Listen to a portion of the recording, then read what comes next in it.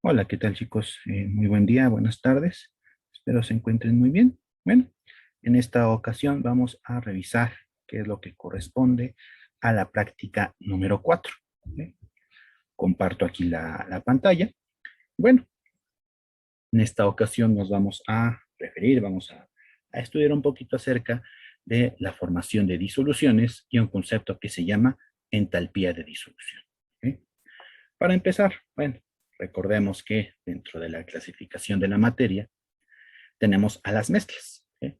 Recordemos que tenemos varios tipos de mezclas, dentro de ellas están las homogéneas, las heterogéneas, etcétera. ¿Sí? Bueno, tendremos aquí tres clasificaciones adicionales. ¿Sí? Una que se llama, por ejemplo, las disoluciones, lo cual ya lo hemos mencionado en otras ocasiones. Tenemos otro tipo de mezclas que se conocen como coloides, ¿ok? Y también las suspensiones. Estos conceptos muy probablemente no sean nuevos, ya lo más seguro es que todos ustedes lo conozcan, simplemente es como una especie de repaso y pues un poquito más aplicado, ¿no? A un experimento que ustedes podrán realizar en casa. ¿Ok?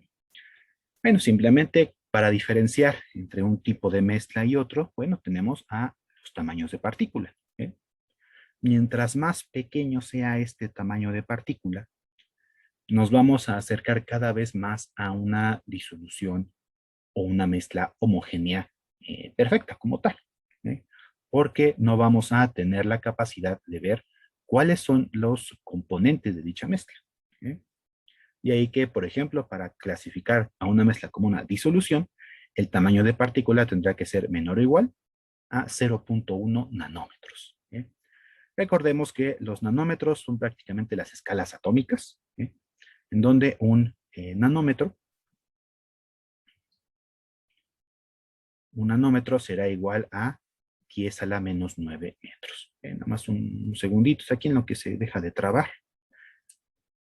Eh, me hizo un poco de desastre. Pero bueno, disculpen ahí el desastre. Está un poco extraño aquí mi lápiz. Bueno, así le vamos a seguir. Bueno, entonces, vamos a encontrarnos con que el tamaño de partícula es menor o igual a 0.1 nanómetros. Recordemos, un nanómetro, 10 a la menos 9 metros. ¿Eh? Y bueno, ¿qué características vamos a tener con esto? Que en cuanto a las fases, solamente nos vamos a encontrar con una de ellas. ¿Eh? Con una sola fase. ¿Eh? Por eso es que la llamamos como homogénea. ¿Eh? Creo que ya se arregló esto. Entonces, bueno, simplemente escribo que un nanómetro 10 a la menos 9 metros. ¿Okay? Listo.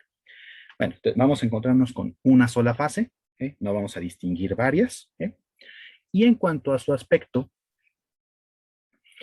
este será transparente. Es decir, que no va a haber ninguna separación, podremos ver a través de ellas y no, pues, prácticamente no habrá distinción como tal. ¿Okay? Si nos presentan una disolución completamente transparente, pues no sabremos si es, por ejemplo, agua simple o se disolvió cloruro de sodio en ella, o etcétera. ¿Eh? Bueno, por otra parte vamos a tener a los coloides, ¿eh? Los cuales en cuanto a tamaño de partícula, estos van a estar dentro del intervalo de 0.1 nanómetros hasta los 100 nanómetros. Cualquier valor intermedio, ¿eh? Que se encuentra disuelto en algún disolvente, pues se considerará como un coloide. ¿Eh? En cuanto a las fases, nos vamos a encontrar en un límite. ¿Eh? Algunas ocasiones no podremos hacer la distinción, a veces sí podríamos ver ahí algo como que se está separando, pero no tan claramente. ¿Sí? Entonces estamos en el límite entre lo que sería una mezcla homogénea y una mezcla heterogénea. ¿Sí?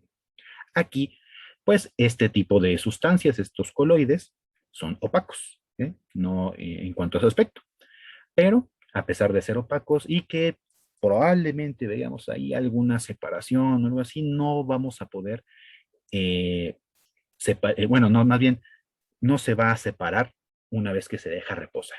¿Ok? Una vez que se forma el coloide, así va a permanecer en este como limbo o algo así, ¿ok? Entre un tipo y otro de mezcla. No va a haber una separación simplemente por dejarlo ahí un cierto tiempo. Ya tendríamos que aplicar otro tipo de métodos para provocar la separación. Y por otra parte tenemos a las suspensiones, en donde los tamaños de partícula serán superiores a los 100 nanómetros. Aquí claramente vamos a encontrarnos con dos fases. Por lo tanto, ya deja de ser una disolución, ya deja de ser homogéneo, ya pasa a ser una mezcla heterogénea. En cuanto a ese aspecto, pues aquí lo veremos muy turbio, mucho más opaco que como si fuera un coloide, y conforme pasa el tiempo, vamos a observar una separación. Es decir, la parte sólida o la parte más densa va a bajar al fondo del recipiente en donde tengamos estas sustancias. Bueno, simplemente aquí coloco en la derecha unas figuras para que podamos identificar los diferentes tipos de mezclas. Bueno, aquí en el primer caso, en esta primera figura, nos encontramos con una disolución, en donde recordemos algo que les mencioné, me parece que en la primera práctica, que una disolución es la combinación de un soluto más un disolvente. ¿Sí? ¿Sí? Que eso no se nos olvide. ¿Sí? Bueno, entonces si yo agrego una cierta cantidad de soluto a un disolvente como el agua, bueno, si agrego poco soluto, voy a tener una disolución diluida. ¿Eh? Conforme voy aumentando esta cantidad de soluto, voy a ir aumentando también la concentración. De ahí que vamos a tener una disolución concentrada como tal. Hasta que lleguemos a un máximo. A un máximo en el que ya no vamos a poder disolver más soluto. En ese punto estamos hablando de una disolución saturada. Pues ahí tenemos diferentes tipos de disoluciones. Por supuesto, muy probablemente ustedes hayan oído hablar de una disolución sobresaturada. Esta la vamos a dejar, más bien se las voy a dejar a ustedes, puesto que se requieren una serie de condiciones muy específicas para que tengamos una disolución sobresaturada. No es simplemente que se exceda la cantidad de soluto que se puede disolver, no. Hay que seguir una especie de procedimiento, una especie de metodología para poder preparar una disolución sobresaturada, y eso será parte de su propia investigación. Por eso no las menciono en este apartado. Bueno, vemos aquí en la parte de abajo a los coloides, ejemplos de coloides. Uno de ellos, de los más comunes, por ejemplo, es la gelatina, que está con una especie de intermedio, ¿no? Entre lo que sería un sólido y un líquido. Pero pues no solamente vamos a tener este tipo de coloides, sino también, por ejemplo, una espuma, ¿no? Aquí, por ejemplo, en algunas bebidas alcohólicas como la cerveza, la espumita que vemos que se forma en la parte de arriba es un coloide. Acá en la parte de la derecha vamos a ver bueno, aquí hay dos vasos, por el cual se está haciendo pasar un rayo láser. ¿Y qué es lo que estamos viendo? En el primer vasito, ese que estoy encerrando, vemos que la luz como que de alguna manera como que se dispersa, ¿no? Está como que se refleja en todo el contenido del vaso. Esto es muy característico de los coloides. Y este fenómeno en el que cuando se hace pasar una luz a través de un coloide y se observa como que se ilumina toda la mezcla, toda la sustancia, se conoce como el efecto Tyndall. Voy a anotarlo a ver si se ve, si no con otro colorcito. Un momentito, no que cambio aquí el color. A ver si con un color más claro se puede observar mejor. Ok. El efecto Tyndall. Esto es lo que me permite saber si estoy en presencia de un coloide o no, porque vemos que cuando pasa a través de una disolución no ocurre ningún efecto, simplemente el haz de luz pasa del otro lado. En cambio, si pasa a través de un coloide, entonces este se va a iluminar, dependiendo el haz de luz. Bueno, y esto es importante que lo recordemos, puesto que va a formar parte de nuestro experimento que ustedes podrán hacer en casa. Algo que me faltó especificar aquí con respecto a las disoluciones es que, por ejemplo, vamos a pensar que yo tengo un soluto como cloruro de sodio. ¿Okay? Cloruro de sodio. ¿Qué es lo que va a ocurrir?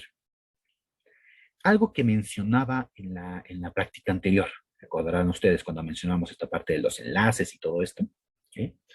En donde, bueno, recordemos que el cloruro de sodio está compuesto es un enlace iónico como tal, en donde las moléculas de agua están golpeando constantemente hasta que logran la separación. Y vamos a tener un catión y vamos a tener un anión. ¿Okay? Estos iones que se están formando, posteriormente se van a ver rodeados por las moléculas del agua. ¿Okay? Las moléculas de agua, puedo representar de esta manera. ¿Okay? Como mencioné en la vez anterior, el agua es una molécula polar. ¿Okay? Es decir, nos vamos a encontrar con un dipolo, una carga parcial negativa, donde está el elemento más electronegativo, y una carga parcial positiva, en donde se encuentra el menos electronegativo. ¿Okay? Entonces, ¿qué va a pasar, por ejemplo, con un catión que tiene carga positiva? Bueno, pues las moléculas de agua la van a empezar a rodear, pero del lado donde se encuentran los oxígenos, ¿okay? Que es la que tiene la parte negativa. ¿Okay? ¿Okay? Y por el caso de los aniones, va a ser lo inverso. Se va a empezar a rodear, pero por la parte positiva de la molécula. ¿Sí? ¿Qué es esto que estoy poniendo de este lado? ¿Sí? Este proceso en el que los iones se ven rodeados de moléculas de agua, dependiendo del polo que corresponda, se conoce como la solvatación. ¿Sí? Y la solvatación es importante para saber si un compuesto, claro, esto es a nivel microscópico, a nivel casi molecular, si un compuesto puede ser soluble o no. ¿Okay? Uno de tantos argumentos para que podamos decir si es soluble o no. ¿Okay? Bueno, entonces era lo que me faltaba de disoluciones, ya vimos los coloides, ¿okay? Y vemos aquí ejemplos de suspensiones. ¿Okay?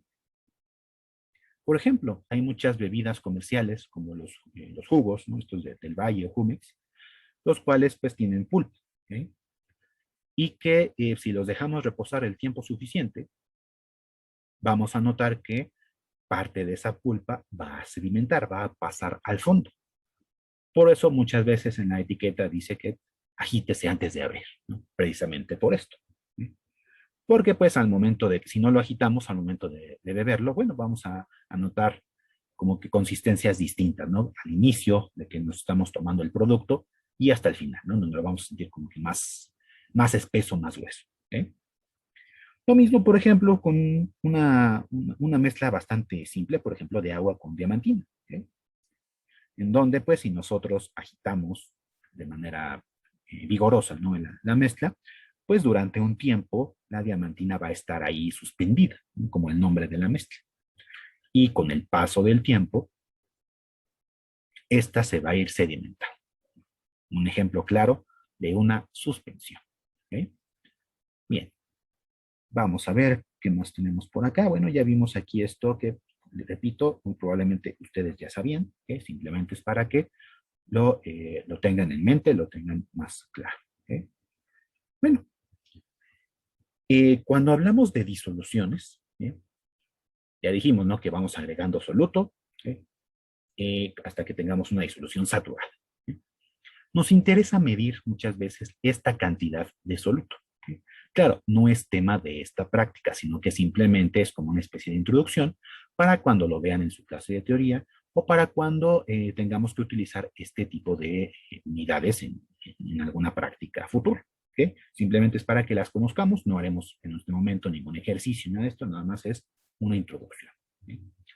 Bueno, entonces para medir la cantidad de soluto en una disolución, podremos utilizar diferentes unidades, ¿sí?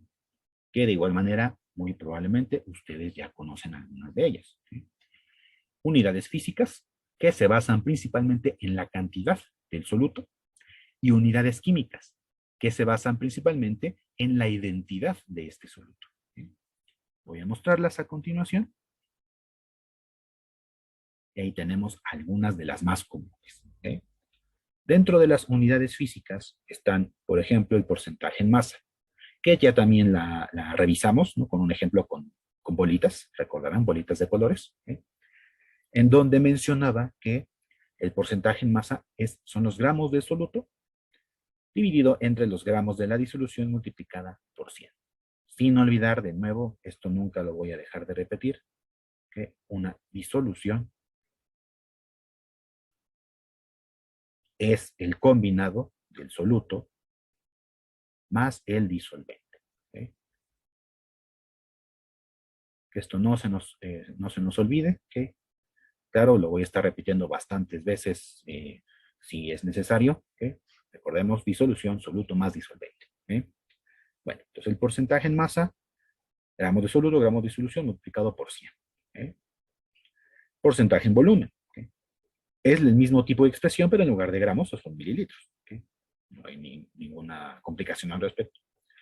Y porcentaje en masa-volumen, gramos de soluto sobre mililitro de disolución multiplicada por 100. ¿Okay?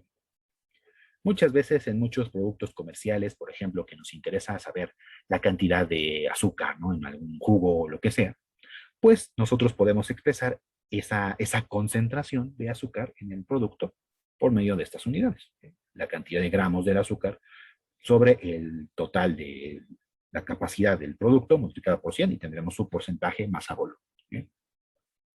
U otro tipo de unidades que se utiliza para medir trazas, es decir, pequeñísimas cantidades de algún compuesto, que son las ppm o partes por millón, las cuales las podemos medir como gramos de soluto sobre gramos de disolución, y aquí en vez de multiplicar por 100 vamos a multiplicar por 1.000.000, ¿no? De ahí el nombre de la unidad, partes por millón.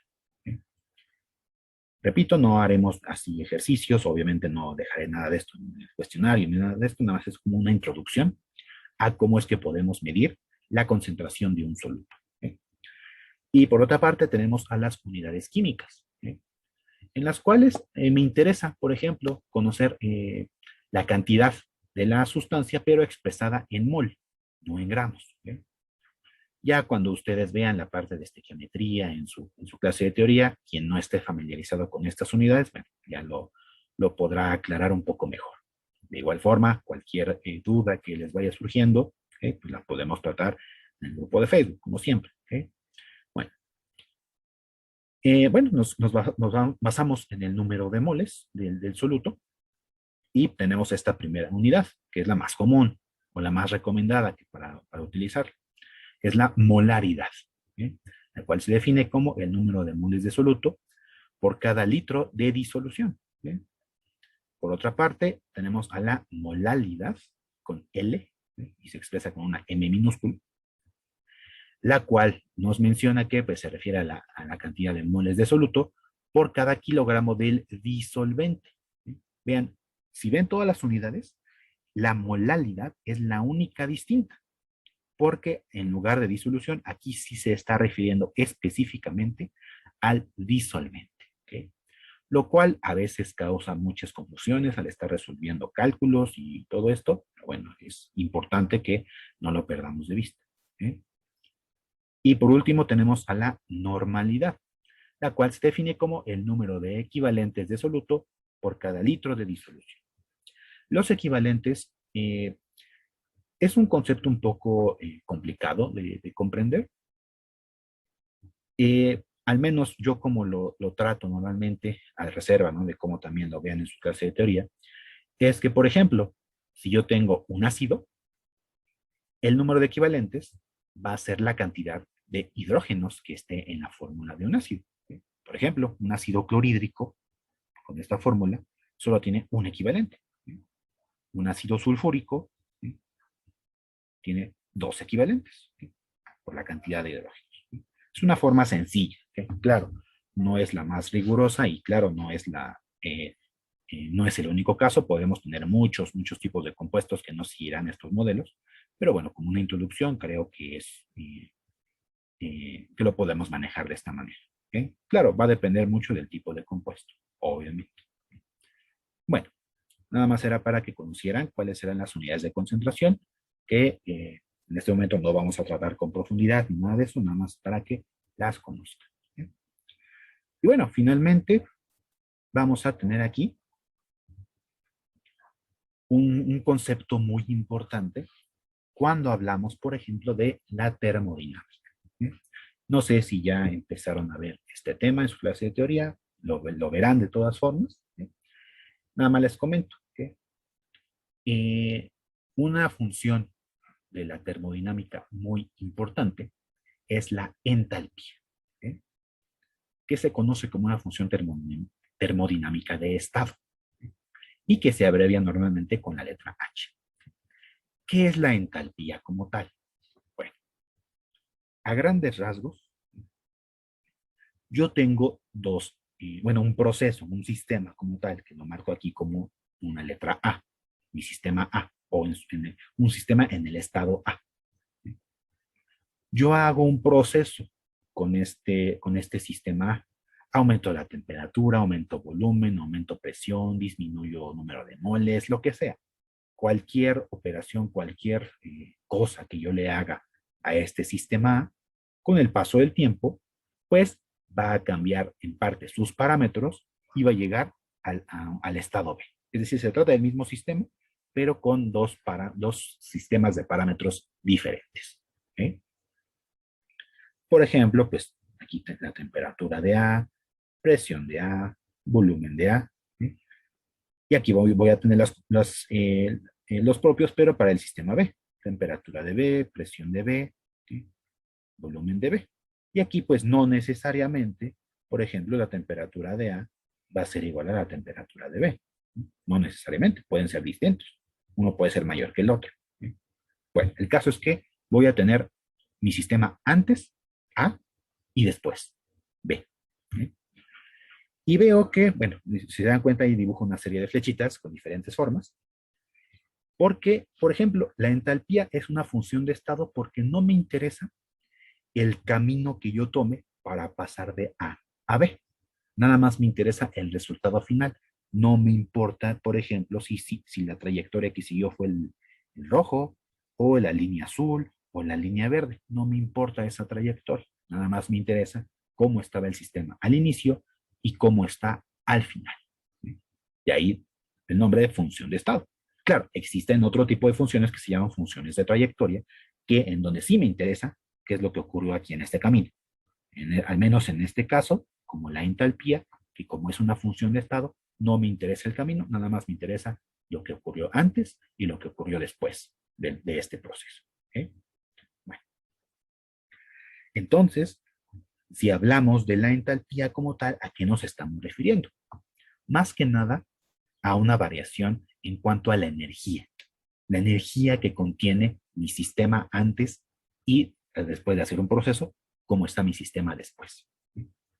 Puede ganar energía, puede perder energía. ¿Sí? De ahí que surge la necesidad de que introduzcamos este concepto de la entalpía. Entonces, por ejemplo, para el sistema A voy a tener su propia entalpía y para el sistema B también. ¿Sí? La entalpía de A, la entalpía de B.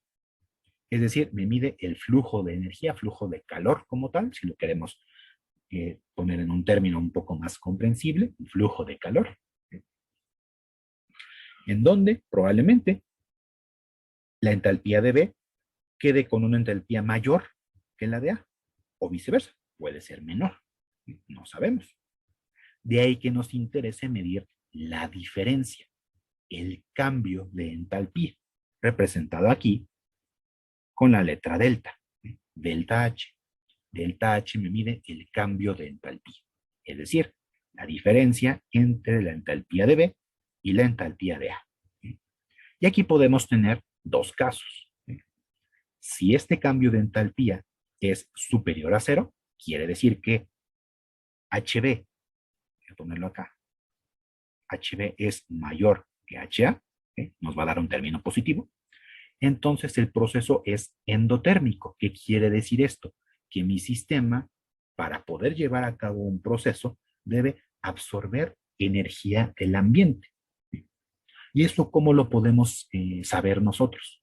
Bueno, así de manera práctica, ¿sí? Un sistema que está absorbiendo energía del ambiente, nosotros vamos a sentir que se enfría, ¿sí? Porque está tomando como que el calor, ¿no? De lo que del aire o de los alrededores del sistema. Por ejemplo, como lo veremos en alguno de los experimentos en casa, si estamos preparando una disolución, ¿sí?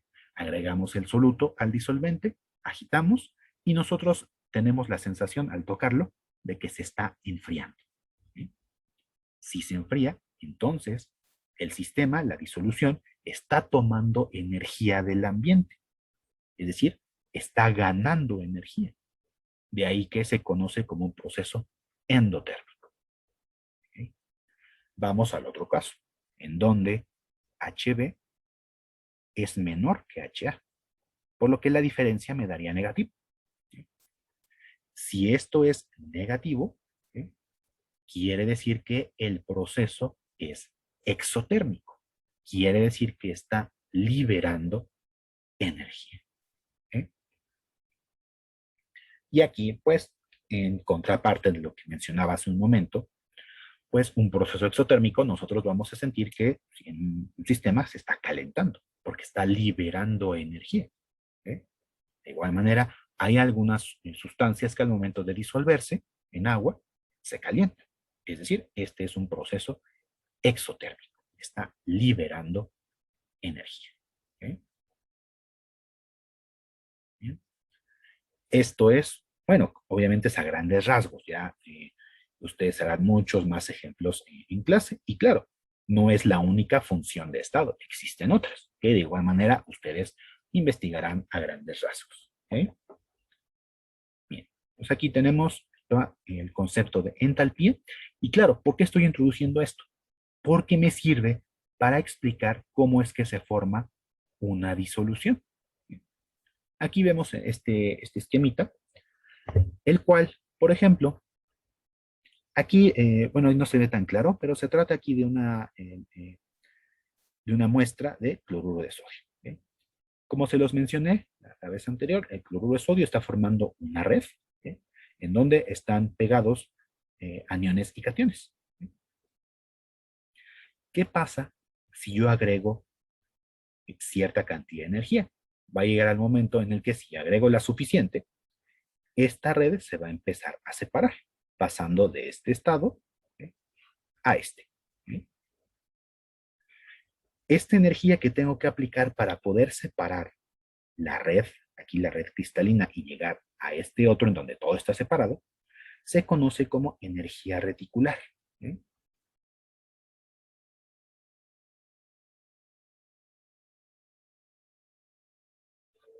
que dependiendo del tipo de compuesto tendrá un cierto valor, ¿ok? Aquí, por ejemplo, en este caso, apenas si se alcanza a ver, son alrededor de 750, ¿ok? 750 joules, ¿ok? Bueno, no me interesa en este momento el valor, nada más me interesa el concepto, que es lo que está ocurriendo, ¿ok? Bueno, el caso es que esta energía que se necesita para romper aquí la estructura cristalina y separarla en sus iones, se conoce como la energía reticular, ¿ok? Ahora, si yo tengo estas, estas partículas, estos iones por separado, ¿ok?, y si las pongo a interactuar con las moléculas de agua, porque yo estoy disolviendo esta sustancia, ocurre lo que les mencioné hace un momento, que, por ejemplo, los cationes se empiezan a rodear del agua, pero por su parte negativa, ¿sí? Y los aniones se van a empezar a rodear por las moléculas de agua, pero por la parte positiva, ¿sí? Es decir, aquí estamos, por ejemplo, en este caso, en donde el agua empieza a rodear al anión por su parte positiva, ¿sí? Y este caso es el inverso, ¿sí?, donde tengo el cation y pues el agua empieza a rodearlas por su parte negativa, ¿sí? Es lo que estamos viendo. Este proceso, como les dije, se conoce como solvatación, pero también, claro, si estamos hablando de agua como tal, también se conoce como hidratación, ¿sí? Hidratación cuando es específicamente agua, el disolvente, o simplemente como solvatación, que es el disolvente que está rodeando a las partículas libres ahí. Y este proceso en el que estas partículas libres se empiezan a hidratar o se empiezan a solvatar, también recibe un nombre en específico, que se conoce como calor de solvatación o calor de hidratación. ¿Okay?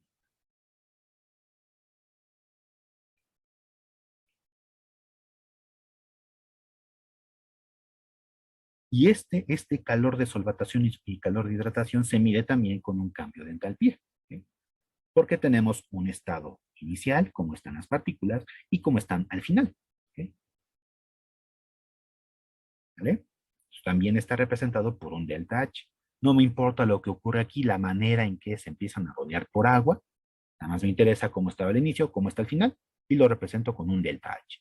Y este delta H se conoce como el calor de solvatación, calor de hidratación, o simplemente delta H de solvatación. ¿Okay? Por lo que el proceso se puede simplificar de alguna manera, partiendo desde el sólido como tal, ¿sí? Hasta tener a las partículas disueltas. ¿Sí? Nos podemos, ahora sí que el resumen de todo este proceso lo podemos definir como el paso del sólido, llegan las moléculas de agua, rompen la estructura y se solvatan. ¿Okay? Ahí vamos a tener otro proceso, un proceso como de resumen, como tal, que se conoce como el calor de disolución. ¿Okay?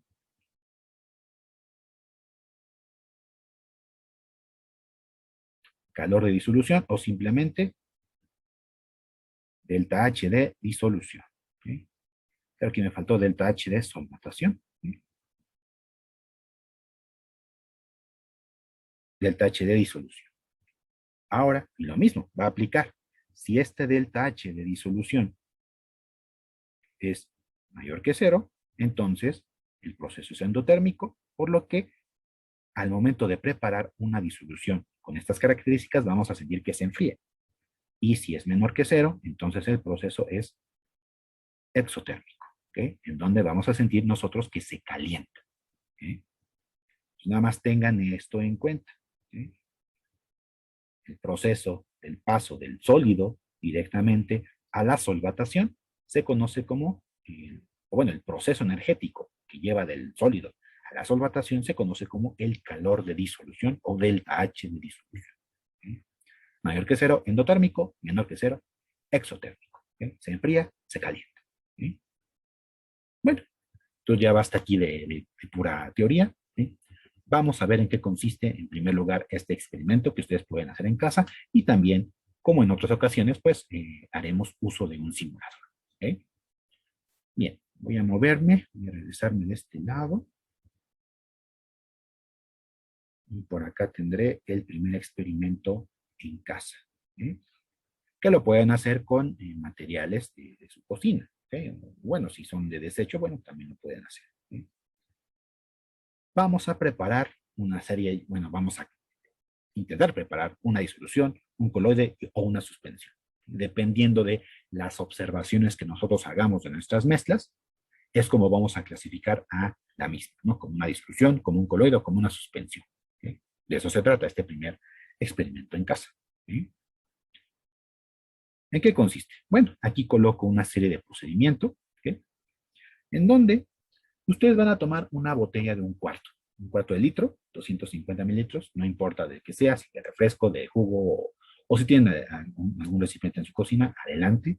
No importa el caso es que sea una botella o un recipiente de 250 mililitros. ¿Eh? Ustedes van a añadir agua hasta el cuello de esta botella y posteriormente van a verter el contenido en un vaso transparente, ¿sí? Y dejar reposar 20 minutos. Claro, este proceso tal vez parezca absurdo, ¿eh?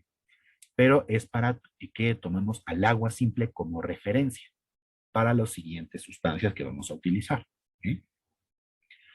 Entonces, llenamos una botella de 150 hasta el cuello y el contenido lo vamos a vaciar en un vaso transparente. Importante que sea transparente.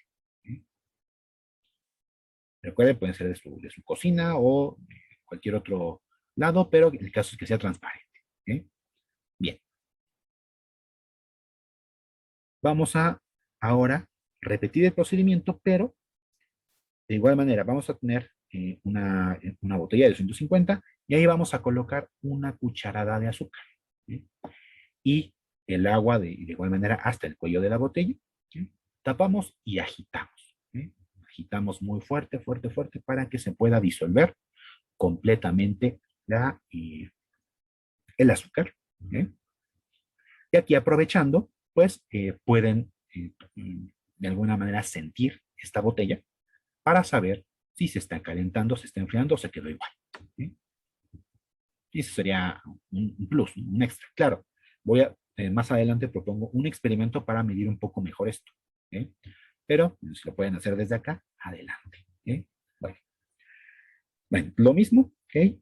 Vamos a disolver esta cucharada de azúcar y ya esta disolución como tal, de igual manera la vamos a colocar en un vaso transparente, en otro diferente al de arriba, obviamente, porque vamos a comparar todo. ¿Sí? Y lo mismo, ¿no? Y posteriormente lavaremos la botella porque la utilizaremos para la siguiente sustancia. ¿Sí?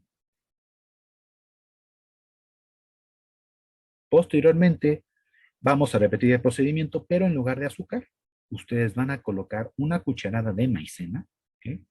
O si tienen almidón por separado, adelante, es lo mismo. ¿Sí? Maicena o almidón, ¿sí? La maicena creo que es la que se utiliza para los atoles, ¿no? Todo esto. ¿Sí? Bueno, van a colocar una cucharada de maicena o de almidón y lo mismo. ¿Eh? Tapar, bueno, llenar con agua hasta el cuello, tapar y agitar de igual manera muy, muy, muy fuerte. ¿Eh? Y lo mismo, vamos a verter el contenido en un vaso transparente. ¿Eh? Y claro, en todos los casos vamos a dejar reposar 20 minutos. ¿Eh? Aquí es importante que, bueno, primero vamos a leer todo el procedimiento, pero sí es importante que por cada paso, por cada sustancia que ustedes trabajen, anoten las observaciones antes de dejar reposar los 20 minutos y después de dejar reposar los 20 minutos. ¿Okay? Es importante que hagan sus observaciones para todos estos casos. Claro, en el caso del agua simple, pues va a ser lo mismo, ¿no? Pero en el caso de las otras dos, probablemente no. Entonces, antes y después de los 20 minutos, anoten las observaciones. ¿Sí? De igual manera, agitamos, dejamos 20 minutos. ¿Sí? Y haremos el mismo procedimiento también con detergente, ¿sí? Detergente en polvo. ¿Sí? Lo mismo, una cucharada de detergente en polvo a la botella, llenamos con agua y aquí, ojo, ¿sí? Vamos a tapar, pero no vamos a agitar vigorosamente, no vamos a agitar fuerte, va a ser, como dice aquí, gentilmente. ¿Sí? Nada más para que tapamos y como que vamos ladeando la botella poco a poco para que se termine de disolver lo más posible del detergente. Porque si lo hacemos fuerte, vamos a tener la formación de espuma ¿okay? Que no queremos ¿okay? Y nos va a arruinar nuestras observaciones. Por eso es que ahí es de manera gentil. ¿Okay? Nada más ladeamos, más o menos, ahí que se vaya incorporando el detergente al agua y posteriormente lo mismo, vaciamos a un vaso transparente y anotamos sus observaciones. Posteriormente dejamos pasar 20 minutos y de nuevo anotar observaciones. ¿Okay? Bueno, el paso 5 aquí como vemos es lo que les mencionaba, las observaciones de los cambios de cada sustancia a lo largo del tiempo de reposo, ¿eh? Para los 4 vasos, agua, azúcar, maicena o almidón y detergente. ¿Eh? Anotan sus observaciones para que puedan comenzar a distinguir, ¿no? Si se trata de una suspensión, de un coloide, de una disolución, etcétera. ¿Eh? Bueno, ¿qué van a hacer después? Aquí obviamente es quien esté en las posibilidades. ¿Okay? Me imagino que al menos un integrante de cada equipo tendrá, por ejemplo, un filtro para café. ¿Sí? ¿Sí? Aquí, bueno, este procedimiento consiste en que nosotros podamos filtrar el contenido de cada vaso por separado con ayuda de un embudo o simplemente por mera decantación. ¿Okay? Voy a colocar aquí el vaso original en donde tengo mi sustancia. ¿Okay? Y aquí coloco otro vaso de tal manera que nosotros podamos adaptar, ¿okay? Por ejemplo, hagamos un doblez aquí al filtro para café, para que se sostenga, ¿okay? y ustedes puedan verter el contenido de este vaso a un segundo vaso, ¿ok? Para que en el papel filtro, en el filtro para café, se quede toda la parte no disuelta, ¿sí? Y solamente pase al fondo lo que sí se disuelve. Por supuesto, si se da el caso en el que ninguno del equipo tenga posibilidad de tener, por ejemplo, el filtro para café, bueno, no hay problema. Lo pueden dejar simplemente con la preparación de la mezcla como tal, sin filtrar. ¿Sí? Sí sería importante, ¿no?, que lo pudieran hacer, si no, bueno, no hay tanto problema. ¿Sí? Las conclusiones muy probablemente sean las mismas. ¿Sí? Repito, claro, no quiero que compren nada, es simplemente si lo tienen en casa. Si no, pues, no hay problema. ¿Sí? Bueno, ahora, después de hacer esta separación, si está en sus posibilidades, este filtrado lo van a recibir en otro vaso. Es decir, ya en estos primeros 4 pasos, utilizaron ya 4 vasos. ¿Eh? 4 vasos. Entonces, para este proceso de filtración van a utilizar otros 4. ¿Okay? Otros 4, es decir, en total 8 vasos. ¿Okay? O claro, si lo quieren hacer por separado, primero el agua, hacen todo el proceso, y luego con el azúcar hacen todo el proceso, no hay problema. ¿Okay? Utilizaría nada más 2. ¿Okay? Pero bueno, ya dependerá de cada quien. ¿Okay? Bueno, entonces, ¿qué vamos a hacer con estos filtrados, con estos segundos vasos? ¿Okay? Ustedes los van a ordenar. ¿Okay? Claro, pueden poner una etiqueta en la parte de abajo diciendo qué es lo que hay ahí, si es pura agua, si es azúcar, si es maicena o si es detergente.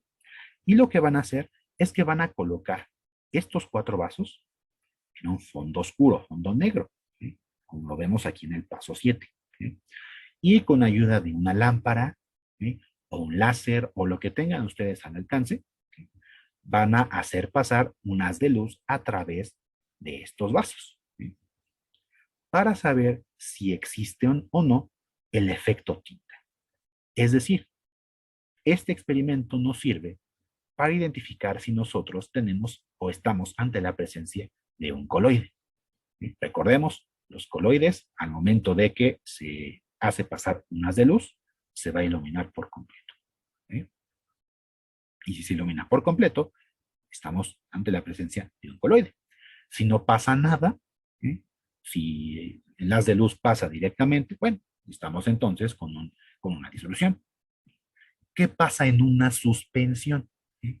Bueno, al hacer pasar el haz de luz, lo que vamos a ver es que las diferentes partículas que están ahí suspendidas, en caso de que no haya, se van a ver muy fácilmente con el haz de luz. ¿Sí?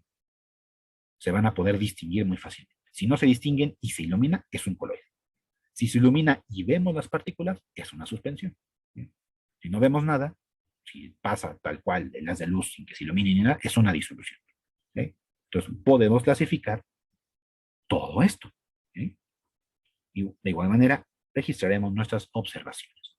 Claro, en este punto es importante que en cada paso del proceso, aparte de que ustedes hacen sus observaciones, pues les recomiendo que tomen fotografías, ¿no?, para que las puedan adjuntar a su informe. Es decir, toda su evidencia fotográfica será como un apoyo aquí para que puedan hacer sus conclusiones al respecto. ¿Sí? Y con todo esto, pues ustedes van a llenar esta tablita. ¿Sí? Vamos a tener aquí las diferentes sustancias, agua, el azúcar como tal. Bueno, aquí es agua con azúcar, agua con maicena y agua con detergente. ¿Okay? No es el compuesto sólido como tal. ¿No? Lo voy a poner, ¿no?, para que no haya confusión. Agua con azúcar, agua con maicena y agua con detergente. ¿Okay? Y aquí anotarán sus observaciones al inicio, ¿sí?, y después de los 20 minutos. Y esto es antes de la filtración. ¿Sí? Al inicio, cuando apenas lo están preparando, cuando lo prepararon, más bien, y después de dejar reposar 20 minutos. Van a anotar aquí todo lo que ustedes están viendo y con apoyo de su evidencia fotográfica, ¿no?, para que sustenten lo que están escribiendo. ¿Okay? Y también las observaciones después de filtrar, es decir, el aspecto de ese filtrado. ¿Okay? No lo que quedó en el papel filtro, sino lo que pasó al vaso. ¿Sí? Cómo es el aspecto de esa sustancia, de esa mezcla. ¿Sí? Y finalmente, colocarán sí o no, presente el efecto Tyndall. ¿Sí? En caso de que sí, lo más probable es que sea un coloide. Si no, o si observamos ahí la presencia de alguna partícula, muy probablemente estemos ante una suspensión. Y si no vemos nada, si nada más pasa el rayo, bueno, será entonces una disolución. ¿Okay? Muy bien, este es el experimento en casa que, bueno, les solicito que ustedes realicen. Claro, ustedes se podrán poner de acuerdo si se dividen, ¿no? en el equipo para que cada integrante haga uno de estos o si lo hacen uno solo, como ustedes lo deseen. ¿Okay? Este es el experimento en casa. Va otra propuesta, nada más que aquí, ojo, bueno, hay evidencia fotográfica, ¿okay? Que no se les olvide. Va una siguiente propuesta, otro experimento en casa, pero de nuevo, ojo, es opcional. ¿Sí? Y ahí pongo ahí un símbolo de advertencia, porque aquí sí vamos a tener mucho cuidado y por eso es opcional. ¿Sí? ¿Por qué es opcional? ¿Qué vamos a hacer? ¿Por qué estoy poniendo aquí todo esto? Que tengamos cuidado, que nos vamos que va a explotar algo, que no, no, para nada. Pero hay que tener mucho cuidado con el siguiente experimento, que es posible hacerlo en casa, sí, ¿okay? Pero es con dos sustancias. Una de ellas es bastante inocua, no pasa nada, pero otra sí hay que tener cierto cuidado. ¿Okay? Por lo que la recomendación, y más bien es de manera obligatoria, si deciden hacerlo, recuerden, es opcional, si deciden hacerlo, deben de portar su ropa de seguridad. ¿Qué quiere decir? Bata, sus guantes, de preferencia guantes de látex, guantes de, ¿cómo se llaman? De nitrilo, ¿sí? Lentes de seguridad, ¿sí?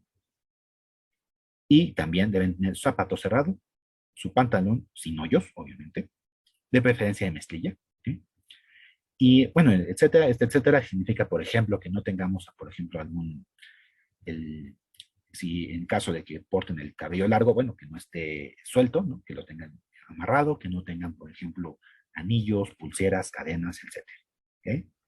Porque bueno, son las condiciones con las que trabajamos en el laboratorio. Y vamos a usar una sustancia que si bien es comercial, se utiliza mucho en laboratorio. Por eso es que aquí está la advertencia y de nuevo, si no está en sus posibilidades, si creen, voy a explicar el proceso. Si consideran que es un procedimiento tal vez un tanto, no peligroso, sino no tan adecuado, si consideran que en sus hogares no están en las condiciones para poder hacerlo, no lo hagan. Nada más quien si esté, y de nuevo, opcional completamente. ¿Okay? Este experimento es para que nosotros podamos verificar lo de la entalpía de disolución, para que podamos verificar si al momento de disolver una sustancia se enfría o se calienta. Es para verificar eso únicamente. Bueno, pues habiendo visto las, aquí las advertencias, las especificaciones, bueno, procedo a explicar. Por supuesto, también si en la casa de ustedes, bueno, si viven solos, bueno, ya decidirán si hacerlo o no y si están en las condiciones. Pero si no, bueno, pues consulten con sus papás si hay problema en que puedan realizar este experimento. ¿Okay? Bueno, ¿en qué consiste? Vamos a utilizar estas dos sustancias, bicarbonato de sodio, la que pueden, por ejemplo, comprar en cualquier tienda, ¿no? Para bicarbonato de sodio, para algunos alimentos, ¿okay? Y también en las papelerías, o si no tienen en casa, si lo tienen, perfecto, si no, pues, si lo quieren hacer, bueno, les recomiendo que compren una bolsita de sosa cáustica en la papelería. ¿Sí? La sosa cáustica es una sustancia que se utiliza, por ejemplo, para las tuberías, ¿no? Para las cañerías, ¿no? Para destaparlas. ¿Sí? Que normalmente viene una bolsita, ¿sí? Una bolsita y que son perlitas, ¿sí? Perlitas de sosa cáustica. ¿Sí? Y en cuanto tengan en la mano la sosa cáustica, bueno, no en la mano directamente, sino el empaque como tal, pues ya de preferencia porten ya su ropa de seguridad, ¿eh? Para evitar cualquier quemadura. ¿Eh? Y aquí va la primera recomendación. Si consideran que no son tan hábiles, ¿no?, para manejar alguna sustancia con cuidado, mejor no lo hagan. Esto para evitar cualquier accidente.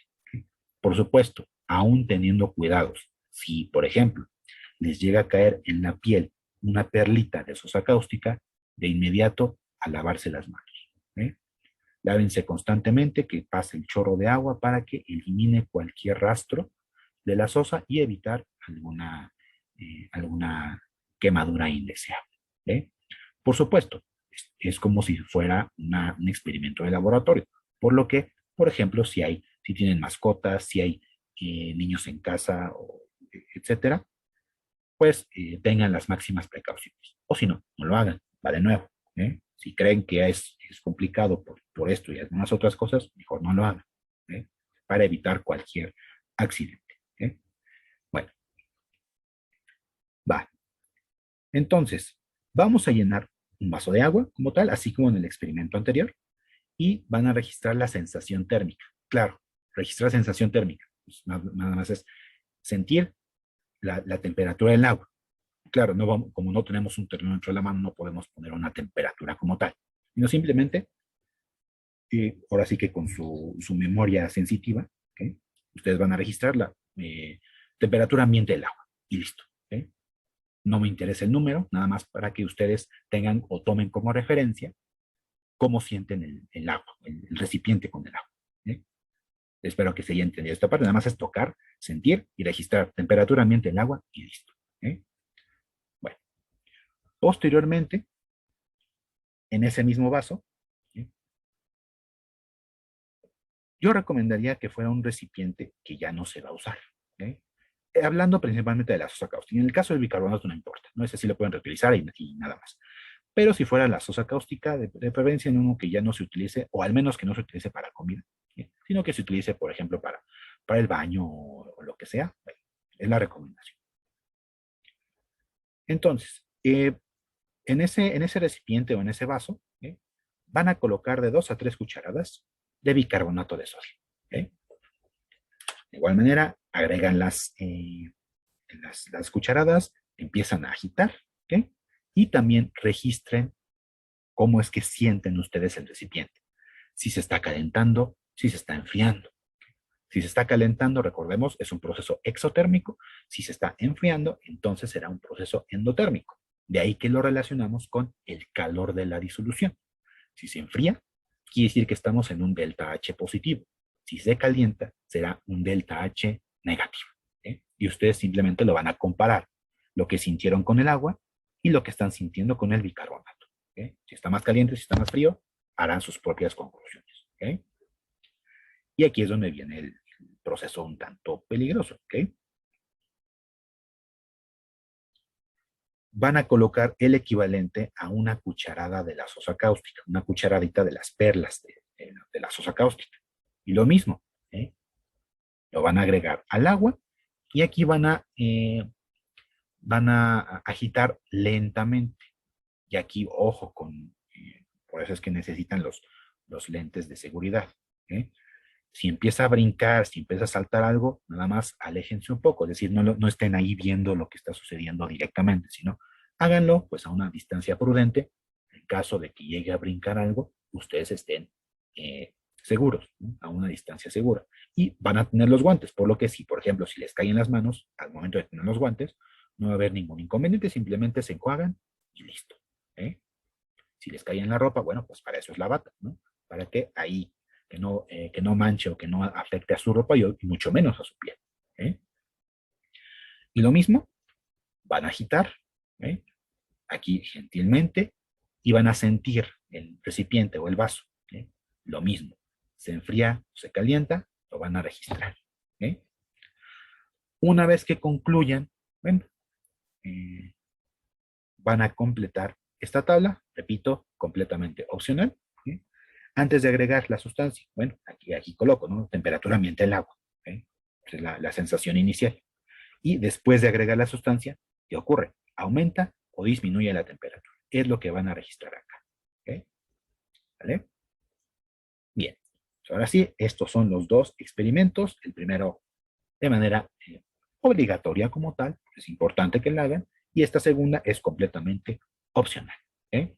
Ahora, con respecto a los desechos de todo esto, ¿qué van a hacer? En el caso de bueno, del azúcar, maicena, detergente, bueno, se puede desechar sin ningún problema. De hecho, ninguna hay problema. ¿Ok? Nada más hay cuidado, por ejemplo, si cuando desechen la disolución que contiene la sosa cáustica, ¿ok? Esa la echan al excusado, ¿no? De hecho, para eso sirve, ¿no?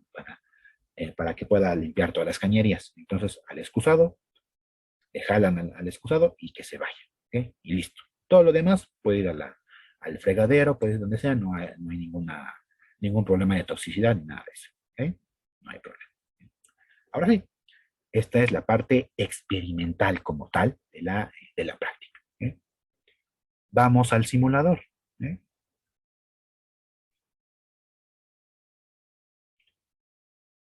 Vamos al simulador. En un momento, como siempre lo hago, voy a mostrar la página web. ¿Eh? Es un simulador bastante bueno en donde nos muestra, dependiendo una sustancia, ¿eh? ¿Qué es lo que está ocurriendo? Se está calentando, se está enfriando, conforme nosotros preparamos una disolución. ¿Eh? Y se utiliza este aparatito, este que estoy encerrando, que se conoce como el calorímetro, en donde simplemente me va a medir la temperatura de la disolución resultante. Y ahí vemos un termómetro integrado. ¿Okay? Bueno, pues al entrar en la página, le vamos a dar aquí donde está marcado, en la pestaña Experiment, ¿okay? Para que nos dé acceso aquí al simulador. ¿Okay? Nos va a pasar a esta siguiente pantalla y simplemente presionamos en el botón de Run Experiment. ¿Okay? Muy bien, claro, de nuevo, en un momento hago la demostración como tal. ¿Sí? Posteriormente nos va a llevar a esta pantalla, en donde ustedes van a seleccionar aquí la pestaña de Solids, sólidos como tal, ¿sí? Y vamos a escoger uno. ¿Sí? Claro, aquí en la lista se va a desplegar y van a venir varias opciones de sustancias. ¿Sí? En un momento les digo cuáles utilizar. ¿Sí? Y bueno, este marcador simplemente me indica la cantidad de masa que vamos a estar agregando de ese sólido. ¿Ok? Claro, en un momento también les daré las indicaciones de qué masas son las que vamos a estar midiendo. ¿Ok? Una vez que hayamos escogido al sólido y una vez que hayamos puesto la cantidad de masa, le vamos a dar aquí en el botón de Next. ¿Ok? Vamos a la siguiente, aquí del lado derecho. ¿Ok? Nos va a mandar al siguiente cuadro, ¿sí? A este que estoy marcando. Es para escoger al disolvente. ¿Sí? Ya va a estar predeterminada la pestaña de líquidos, aquí no hay que moverle nada, y vamos a despegar la lista. Normalmente va a estar únicamente activado la sección de agua, ¿okay? O sea, el que vamos a utilizar. ¿Okay? Y aquí modificaremos la masa del agua. En un momento les digo qué cantidad y todo. El caso es que una vez que hayamos establecido los parámetros, le vamos a dar aquí en Next. Importante, importante. Tanto en el paso anterior, ¿okay? Como en este segundo paso, la temperatura no la vayan a modificar. ¿Sí? Está predeterminada en 20 grados, entonces ahí lo dejan. ¿Sí? Lo que vamos a modificar en la parte de sólidos es simplemente la cantidad de masa. Y, importante también acá, en líquidos, siempre vamos a desplazar al máximo esta barra, es decir, lo vamos a dejar en 250 gramos. Es decir, la única variable como tal es la masa del sólido. Es lo único que nosotros vamos a estar modificando. Claro, esta por default va a estar en cero. Claro, en un momento hago la demostración y siempre lo vamos a llevar a 250. ¿Okay? Posteriormente, next, ¿okay? Y nos lleva a lo siguiente. ¿Okay? Se va a habilitar el tercer cuadro, en donde ustedes le darán clic en ambas opciones para que les muestre qué es lo que ocurre a nivel molecular y cómo va la curva, si la temperatura conforme avanza el tiempo aumenta o disminuye. Y lo mismo, si está aumentando, quiere decir que es un proceso exotérmico. Si está disminuyendo, entonces el proceso será endotérmico. ¿Sí? Bueno, entonces aquí le vamos a dar en el botón de Start. ¿Sí? Y pues va a correr el experimento, vamos a ver aquí estas moléculas que están interactuando y vamos a ver cómo se forma la curva. En este caso, para este ejemplo de estas capturas de pantalla, el proceso es endotérmico, porque vimos que con el paso del tiempo, la temperatura disminuyó. ¿Eh? Es decir, es un proceso endotérmico. Y aquí nos va a marcar la temperatura final de la disolución. ¿Eh? Este dato es el que me interesa que ustedes registren. ¿Okay? Porque recordemos, los parámetros iniciales les indiqué que era 20, ¿no? 20 grados. Entonces, esa es la temperatura inicial y esta va a ser la temperatura final. ¿Okay? De tal forma que ustedes van a llenar un cuadro como este. ¿Okay? En donde vamos a hacer varios experimentos con diferentes sustancias. ¿Okay? Experimento 1 al 6, en donde nosotros vamos a ir variando la cantidad del soluto desde 0, 5, 10, 15, 20, 25, hasta ahí. ¿Sí? La temperatura inicial la vamos a mantener, ¿sí? En 20, como les comenté, y dependiendo lo que nos dé de resultado el experimento, aquí nosotros anotaremos la temperatura final. Para finalmente nosotros calcular una diferencia de temperaturas, un delta T. Diferencia de temperaturas es la temperatura final menos la temperatura inicial. Es decir, lo que ustedes anoten aquí, menos 20, esto es lo que va a ir acá. ¿Eh? ¿Vale? Entonces vamos a realizar este experimento para estas 4 sustancias. Estas 4 sustancias son las que eligen ustedes, me voy a regresar, aquí en la parte de sólidos. ¿Okay? Ustedes las van a encontrar allí.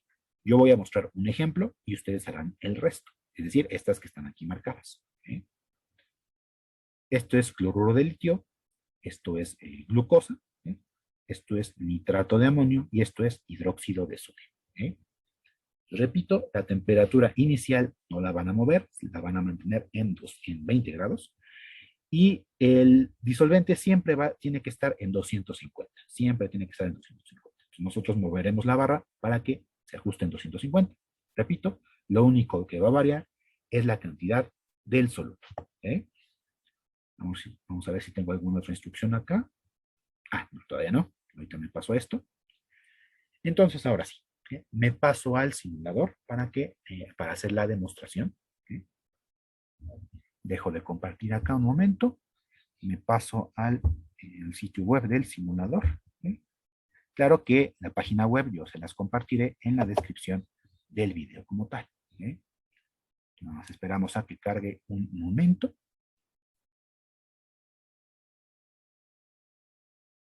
Y nos va a mostrar una primera pantalla. ¿Okay? Esperamos ahí unos segunditos. Listo. ¿Okay? Los que dijimos, presionamos aquí en Experiment. ¿Okay? Listo. Después, aquí en la pestaña de Run Experiment, ahí le damos. ¿Okay? Listo. Ya estamos aquí en el simulador como tal. ¿Okay? Pues, ¿qué era el primer paso? Nos referimos aquí a la pestaña de sólidos. ¿Okay? Presionamos sólidos. Listo. Escogemos un sólido. ¿Okay? Listo. Ahí nos va a aparecer una lista. ¿Okay? Entonces vean acá, ¿sí? Que aquí hay varios compuestos. ¿Sí? Los que vamos a manejar son estos 5. Bueno, yo les voy a mostrar, les voy a dar una demostración con uno de ellos y ustedes harán los restantes. ¿Okay? Bueno, yo ya les puse ahí cuáles son, ¿no? Hidróxido de sodio, cloruro de litio, nitrato de amonio y glucosa. ¿Okay? Son los que me interesan. ¿Okay? Ya ustedes podrán jugar con algún otro compuesto. ¿Okay? El ejemplo que yo voy a dar es hidróxido de potasio. ¿Okay? Le voy a dar ahí. Listo. ¿Okay? Entonces, recuerden, no muevo la temperatura, que se quede en 20. Esto lo dejo así. ¿Okay? No le aprieto nada. Y acá, por ejemplo, si no le pongo nada, si no desplazo la barra, entonces voy a estar en la primera fila. Es decir, en la masa de 0 gramos. ¿Okay? Por lo tanto, la temperatura final va a ser la misma, porque si se dan cuenta, no me da acceso para correr el experimento. Entonces, en masa cero la temperatura final es 20 también. ¿Okay? En un momento me paso la hoja de cálculo para que no haya inconveniente en esa parte. ¿Okay? Pero el primer punto, 0, temperatura final es 20 también. Bueno, pues ahora sí voy a variar la masa. Voy a poner 0.5. Ah, no, 5, ¿no? Era lo que viene en la tablita. 5 gramos. 5 gramos. Ya establecí mi masa. No muevo nada más. Next. Para que me habilite el siguiente cuadro. Next. Listo. Ya está por default la pestaña de líquidos. Simplemente elijo líquido, agua. Es la única opción disponible. Que dijimos, la temperatura se mantiene y la masa del disolvente siempre la voy a ajustar a 250. Esta siempre. 250. Listo. Next. Ya se me habilitó el tercer cuadro. Entonces le voy a dar clic en ambos. Que me muestre la gráfica. Y vean que se habilitó. Y vean la temperatura contra el tiempo. Y la vista microscópica. ¿Qué es lo que está ocurriendo conforme conforme se hace la disolución? Entonces le voy a dar en Start y vean lo que va a pasar. Este soluto que ven que está aquí en esta balanza, se va a pasar aquí al calorímetro y aquí vamos a ver que va a girar este agitador para que se produzca la disolución y me muestre el cambio en la temperatura. Le voy a dar Start. Vean lo que ocurre. El soluto pasa al calorímetro, se cierra y se empieza a agitar. Y vean lo que está ocurriendo. Está aumentando la temperatura y vean aquí, el valor también está aumentando. Simplemente esperamos a que termine el experimento. Y una vez concluido, lo que vamos a hacer es registrar la temperatura que me da el simulador. Esperamos unos segunditos. Listo, ya concluyó. Vamos a registrar este valor que me da 24.81. 24.81 grados centígrados. Bueno, una vez que hago esto, lo registro obviamente y le doy aquí en el botón de Reset. ¿Vale? Y vuelvo a hacer lo mismo. Nada más varío la masa del soluto y dejo correr de nuevo el experimento. Muy bien. ¿Qué vamos a hacer con todos estos datos? Dejo de compartir y me paso a la hoja de cálculo, en donde ya tengo aquí todo este reporte como tal.